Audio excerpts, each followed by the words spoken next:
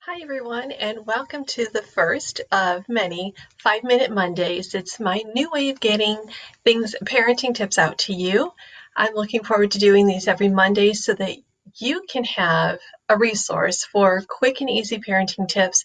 There'll be things that you can implement, or I'll talk about questions that have been submitted to me. And if you have a parenting question, feel free to email me at amy@daretoparent.com, and I will happily add that to my list of questions that I'll be answering through 5-Minute Mondays. So today I wanted to talk to you about the gifts of being an imperfect parent. And I want you to understand that we're all imperfect. There's no perfect parent. And parents or people that call themselves parenting experts, it's a title, but if you've raised kids, there's not a perfection to any of this. So the first part of what I wanted to talk to you about is from the parenting point of view of just understanding that when you make mistakes, that's a normal part of this journey. You've never parented this particular child at this particular stage before. So it's a learning process. It's a learning process for you. It's a learning process for your child as they grow and develop. So take that stress off of you that, you don't have to be perfect. There is no perfect. So the other part of that is that through social media, there's that comparison thing happening where, we're seeing people, well, we used to see people before the virus happened.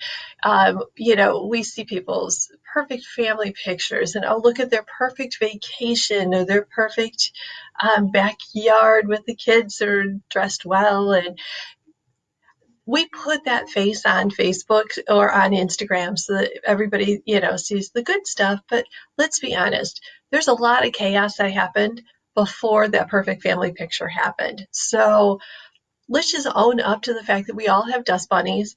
We all have chaos in our house. It's okay. Just adopt it as this is just what life is when we're raising a family. So get rid of the comparison syndrome.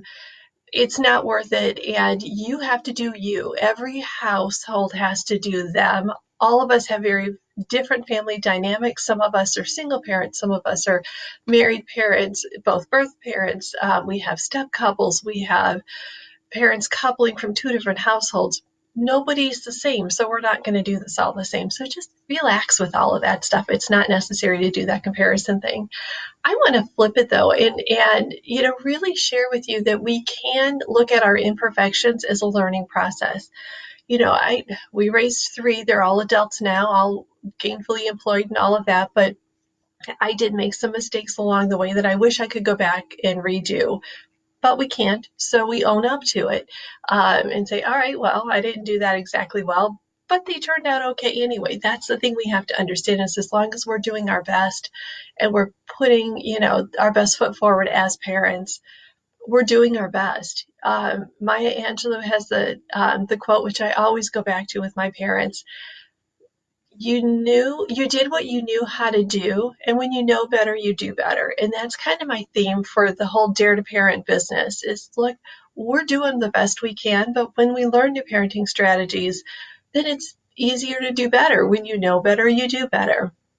So flipping this imperfection to what are we really doing? It's actually a learning process. You don't get mad at your kids for not knowing how to walk right away. You're very patient with them. You teach them a little step at a time. It's a lot of encouragement. It's the same thing with parenting. We're not handed a newborn baby and an instruction manual. And even if we were, that instruction manual would have to be different for each of our kids because they have different personalities. So relax in your imperfection. Understand that you're learning and growing as a parent just as they're learning and growing as a child. You don't get mad at your kids for not knowing how to walk when they first come out of the womb. So why would we get mad at ourselves for not knowing how to parent before we've done it? We just can't. So relax with that. Give yourself grace. Understand that you're learning just as your kids are learning.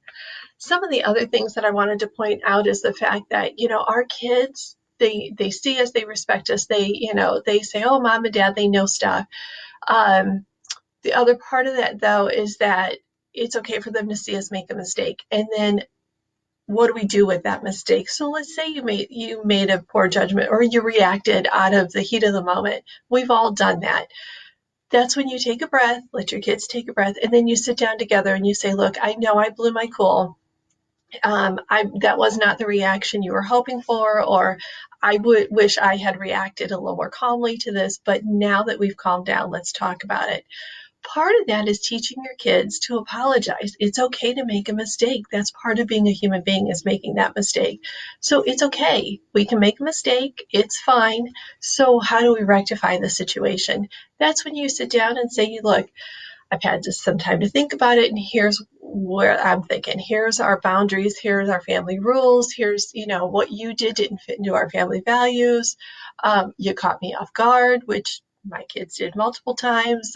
Just, because they're growing and you forget that these decisions are in front of them. So the other thing is that when we own up to our mistakes, it's really easy then to teach our kids that it's okay to make a mistake and to own up to it. Taking responsibility for your decisions teaches your kids to take responsibility for their decisions, and then to learn that backup piece of, so how do we move forward from this?